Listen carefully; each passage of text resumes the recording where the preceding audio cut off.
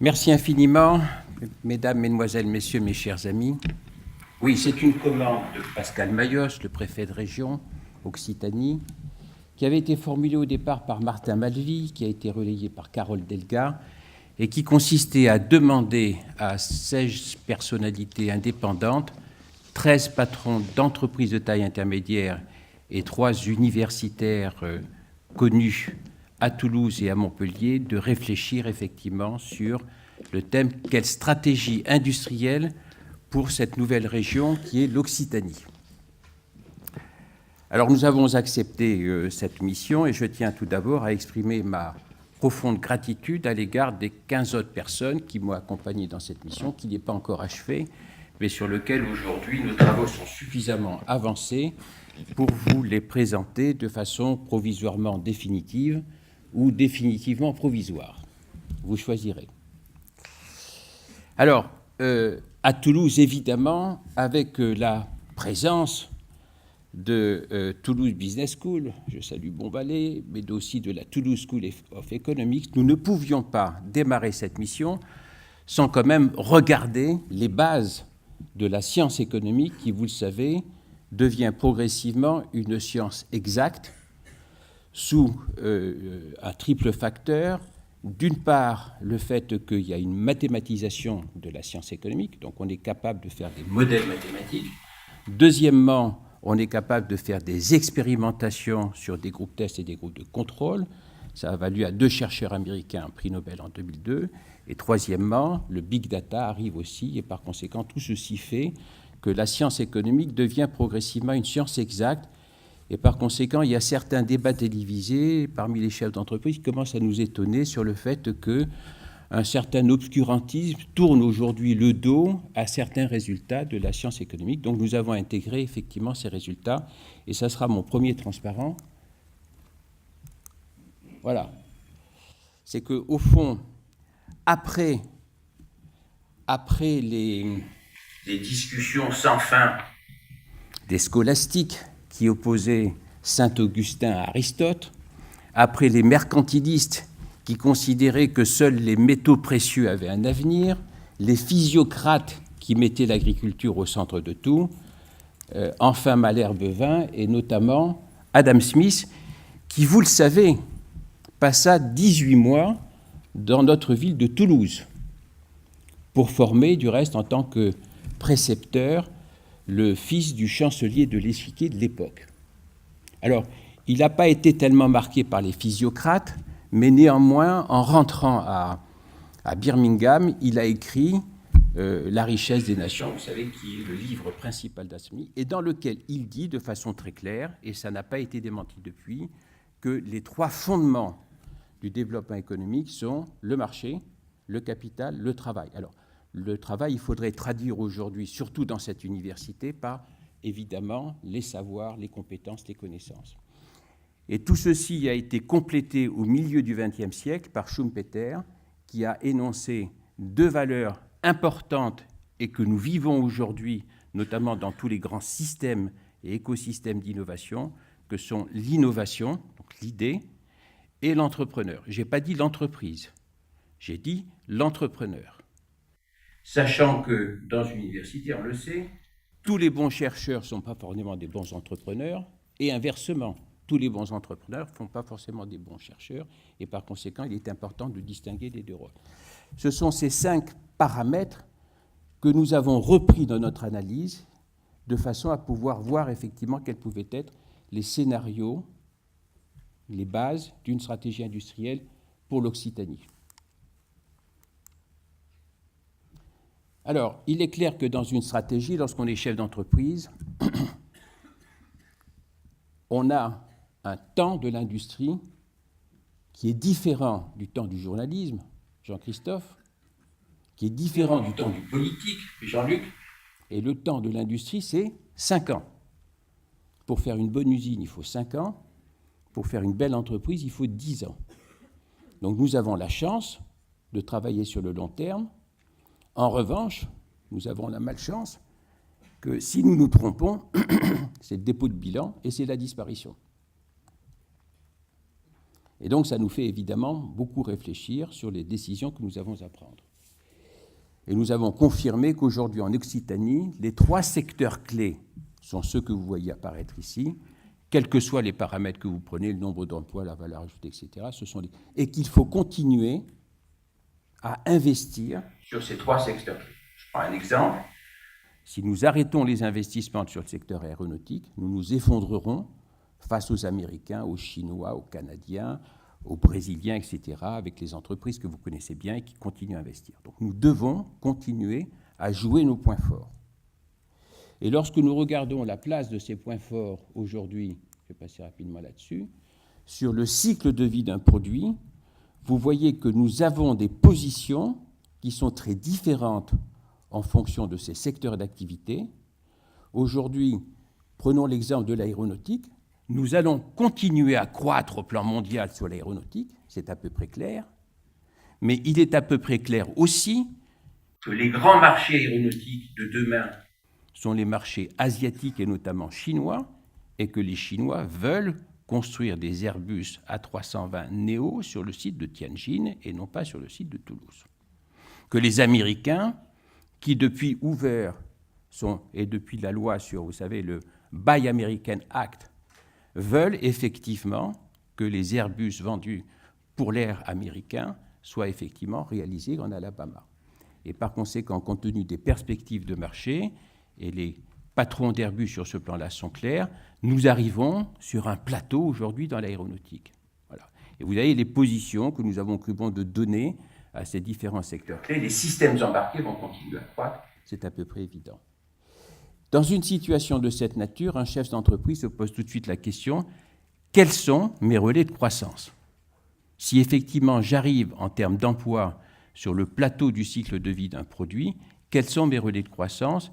Et là, nous n'avons pas inventé quelque chose de terrible, puisque les 3 relais de croissance que nous voyons aujourd'hui sont le numérique, la santé, et probablement, j'insiste sur cet adverbe, et probablement la transition énergétique. Alors je sais bien que les politiques nous disent que la transition énergétique c'est très important. Pour citer le cas de mon entreprise Actia, nous avons parié sur le véhicule électrique en 2002. Et depuis 2002, nous n'avons cessé de prendre des vestes sur le véhicule électrique, parce que tout le monde effectivement annonçait la croissance du véhicule électrique, et tout ce que nous avons investi il y a 15 ans a été perdu. Et donc, il faut faire extrêmement attention lorsqu'on est chef d'entreprise. On risque sa vie et la vie de l'entreprise et le travail de tous ses collaborateurs au plan international. Et par conséquent, il faut être extrêmement précis sur ce que nous voulons faire sur la transition énergétique. Le numérique et la santé nous paraissent effectivement 2 sujets qui sont importants. Nous n'avons pas imaginé dans le secteur de la santé que nous pourrions avoir la chance, que ce soit à Toulouse, à Montpellier et probablement à Bordeaux, de voir apparaître effectivement un grand laboratoire pharmaceutique médical venir développer des principes actifs nouveaux. Pourquoi? Parce que c'est le fait des grandes entreprises et que si nous pratiquions de l'autosatisfaction, nous pourrions dire que Bordeaux, Toulouse et Montpellier ont effectivement 3 très grandes facultés de médecine, ce qui est vrai au plan français. Mais si nous regardons notre classement international, nous sommes, en termes de qualité de recherche, en gros à la 100e place au plan européen et à la 250e place au plan international. Et par conséquent, les grandes entreprises du domaine sont plutôt aujourd'hui attirées vers des villes comme Boston, sur lesquelles on trouve Harvard, le MIT, etc., etc. On le reverra tout à l'heure. En revanche, nous considérons que dans le domaine de la santé, nous avons une carte considérable à jouer, qui est les systèmes embarqués, l'équipement électronique et toute l'application des technologies de l'information et de la communication à la santé. Et de ces là, je vous ai marqué une nouvelle salle d'opération. Et vous voyez que le monde médical aujourd'hui est envahi effectivement par l'électronique et l'informatique. Et notre potentiel dû aux facteurs aéronautiques et spatial dans ce domaine-là est considérable au plan technologique. Là où il faut faire attention, c'est que les réseaux commerciaux n'existent pas. Et j'y reviendrai. Alors, sur chacun des secteurs, on a effectivement énuméré les 5 critères d'Adam Smith et de Schumpeter pour essayer de voir secteur par secteur comment effectivement agir en matière de stratégie industrielle. Alors, je vais passer rapidement sur ce tableau et je vais tout de suite aller sur la case de l'entrepreneur. On ne créera pas d'emplois sans créer d'entreprise. Nous ne rêvons pas, nous n'aurons pas, quelle que soit la métropole, General Motors qui viendra installer une usine de boîte à vitesse avec 5000 personnes. Et par conséquent, les nouveaux développements que l'on a aujourd'hui sont des développements de type Silicon Valley, Silicon Wadi, j'y reviendrai, c'est-à-dire un développement basé effectivement sur les nouvelles technologies qui font appel, et il y a 3 éminents représentants de start-up ici, à des start-up assis sur du capital risque et sur des innovations. C'est ce triangle-là où l'université joue un rôle particulièrement important, qui est le triangle magique aujourd'hui du développement économique. Vous avez là les créations d'emplois sur 3 pays, le Royaume-Uni, donc le modèle anglo-américain, où vous avez un taux de disparition d'emplois dans les entreprises existantes qui est largement compensé par le taux d'apparition d'emplois dans les entreprises nouvelles. Ce qui veut dire que vous avez un renouvellement très rapide du tissu économique. Et vous voyez que le solde est de 1%. Alors 1% de quoi? Nous avons 30 millions d'actifs en France. Ça veut dire que le solde au Royaume-Uni, sur la période 2010-2015, a été de 300 000 emplois nets créés par an. Vous avez ensuite le modèle rhénan. J'ai pris l'Allemagne comme exemple du modèle rhénan. Vous avez une Allemagne qui, après avoir délocalisé les segments d'activité sur lesquels, en termes de coûts de production, elle ne pouvait pas tenir, dès que ces productions sont automatisables, rapatrie en Allemagne et investit en Allemagne. Donc les entreprises existantes en Allemagne continuent à créer des emplois et ils créent aussi beaucoup d'emplois sur les nouvelles entreprises. Et vous voyez qu'en Allemagne, le solde est de 1,7% par an, ce qui veut dire qu'en l'espace de 4 ans, l'Allemagne a été capable de passer de 10% de chômage à 5% de chômage.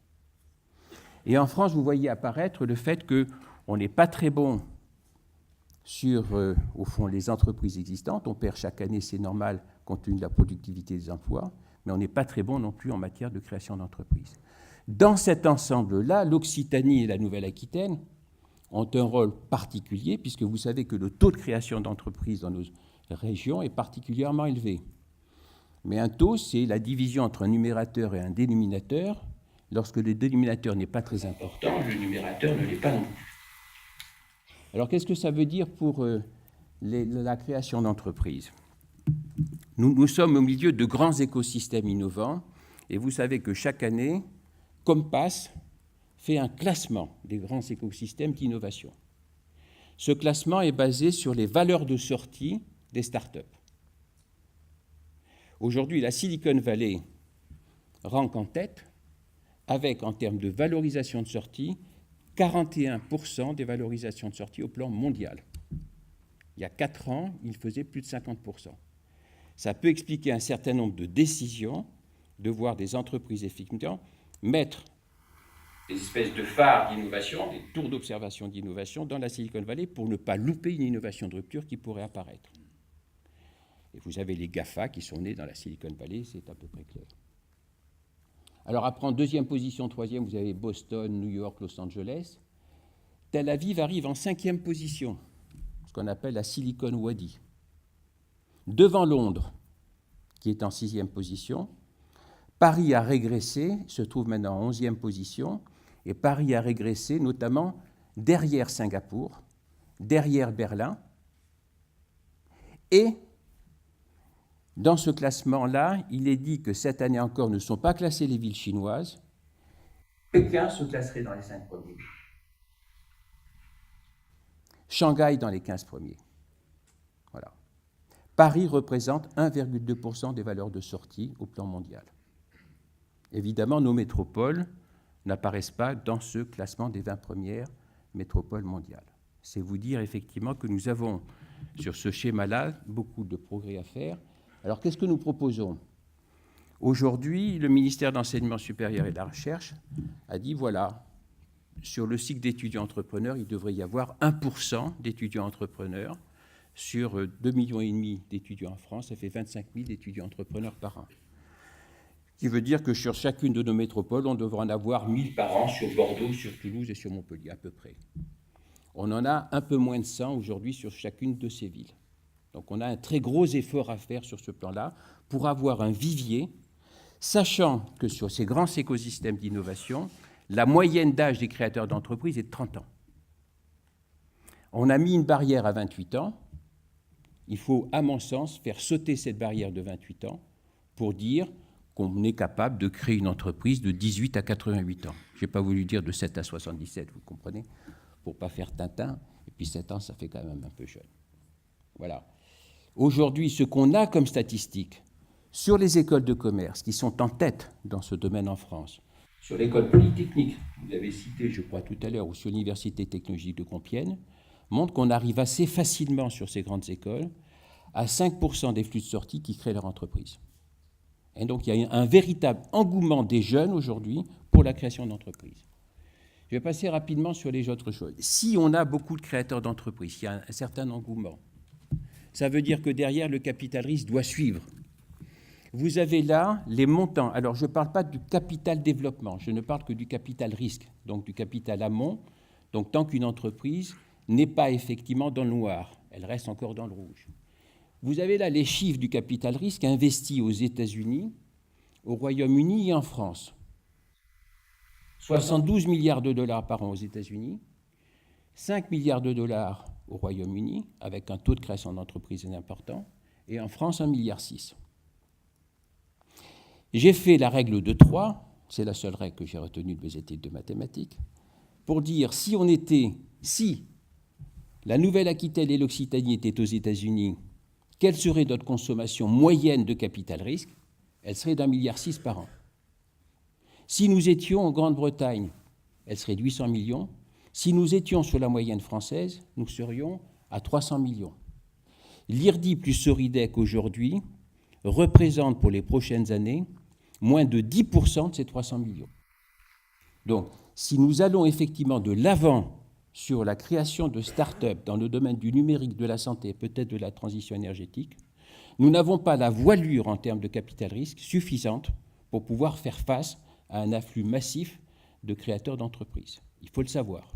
Et par conséquent, c'est une question importante qui se pose, qui est traitée aujourd'hui par le Conseil régional d'Occitanie, avec beaucoup d'ardeur, je le sais Nadia, et je te remercie. Voilà, alors je passe là-dessus parce que je viens de vous en parler. Très rapidement sur l'innovation, c'est évidemment un secteur clé. Qu'est-ce que nous attendons? Nous attendons effectivement une fusion de la recherche de nos universités. Pas d'enseignement supérieur. Nous attendons une fusion de la recherche de nos universités. Pourquoi? Parce que l'innovation aujourd'hui, c'est un problème interdisciplinaire. La fusion est à l'interface des disciplines. Si nous voulons mieux guérir le cancer demain, il nous faut de la biologie cellulaire, à l'amont il nous faut de la biologie moléculaire, à l'amont il nous faut de la chimie, à l'amont il nous faut de la physique, et encore à l'amont il nous faut des maths et de l'informatique.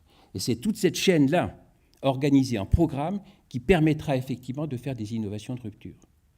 Et donc l'organisation tuyau d'orgue aujourd'hui, c'est-à-dire un pôle scientifique des universités, doit impérativement aller vers une organisation matricielle avec des programmes interdisciplinaires, et ça ne peut être réalisé que dans la mesure, effectivement, il y a une fusion de la recherche de nos universités. Prenons l'exemple de Toulouse. La comparaison des 100 000 étudiants de Toulouse avec les 10 000 étudiants du Mayenne est une bêtise. Ce qu'il faut compter lorsqu'on parle de recherche, c'est le nombre d'enseignants-chercheurs, le nombre d'ingénieurs de recherche, etc. Sur les 3 universités de Toulouse et les grandes écoles, on a un peu plus de 10 000 enseignants-chercheurs et personnels de recherche, c'est-à-dire que nous avons le même poids que le MIT, Harvard et les plus grandes universités mondiales. C'est ce chiffre-là sur une université de recherche qui est important. L'enseignement supérieur, c'est un enseignement qui doit se faire à taille humaine, et c'est pour ça du reste que les grandes écoles sont de petite taille finalement. Ça ne marche bien, le transfert de savoir et de compétences ne marche bien que dans la mesure où on reste dans ces unités de petite taille. Et tout le problème aujourd'hui des universités à Montpellier, à Toulouse et à Bordeaux, c'est de concilier la fusion de la recherche avec le fait de garder des formations de petite taille. Voilà, la formation dont je viens d'en parler. Il y a, me semble-t-il, dans une université, un facteur clé qui manque, c'est systématiquement, comme nous le faisons dans les grandes écoles, de mesurer le taux d'insertion 6 mois après la diplomation.